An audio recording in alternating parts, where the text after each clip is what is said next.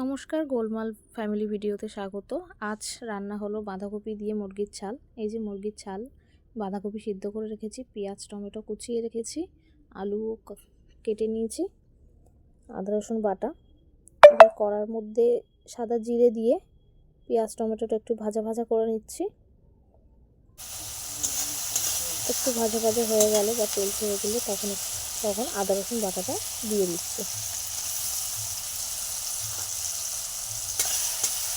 প্রত্যেক দিন কিছু না কিছু বায়না, এটা করে দিতে হবে সেটা করে দিতে হবে। শীতকালে বেশিরভাগ এটাই খাওয়া হয়।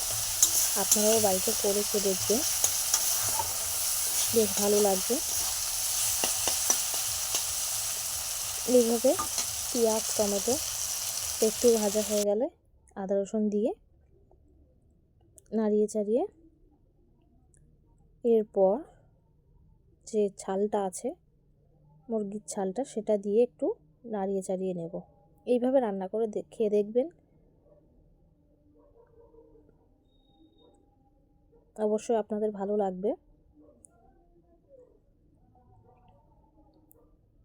এইভাবে পেঁয়াজ টমেটো এই আদা রসুনের উপরে বলতে একটু ভাজা ভাজা হয়ে গেলে এবার এটা দিয়ে একটু নাড়িয়ে চাড়িয়ে নিয়ে একটু লবণটা দিয়ে দেবেন অবশ্যই।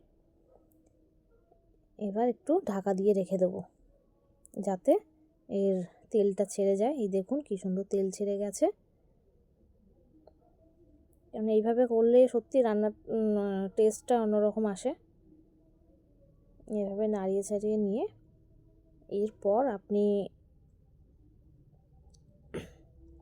লঙ্কার গুঁড়ো একটু বেশি করেই দিচ্ছি, কারণ শীতকালে একটু ঝাল ঝাল খেতেই ভালো লাগে। লঙ্কার গুঁড়ো দিলাম, এবার হলুদ গুঁড়ো দিয়ে দেব। দিয়ে এবার নর্মালি যেরকম মাংস কষায় সেইভাবেই কষিয়ে নিলেও হবে, কিন্তু আমি এইভাবে করি, রান্নাটা বেশ ভালো লাগে। এইভাবে ভালো করে নাড়িয়ে ছাড়িয়ে নেব। দেখুন কি সুন্দর তেল ছেড়ে দিয়েছে। দিলে এবার বাঁধাকপিটা যেটা সিদ্ধ করে রেখেছি, বাঁধাকপি আর আলু, সেটা দিয়ে একটু ভালো করে নাড়িয়ে চাড়িয়ে এবার ঢাকা দিয়ে রাখবো। 20 মিনিট পরে সেটা দেখবেন সুন্দর হয়ে গেছে। এই যে আমার সিক্রেট মশলা, আমি এটা সিক্রেট মশলা করে রাখি। মাছের তরকারি, মাংস, যাবতীয় সব কিছুতে ব্যবহার করতে পারবেন। এই রেসিপিটা বানিয়ে খেয়ে দেখবেন, কেমন লাগে বলবেন, আর অবশ্যই আমার পাশে থাকবেন। Thank you.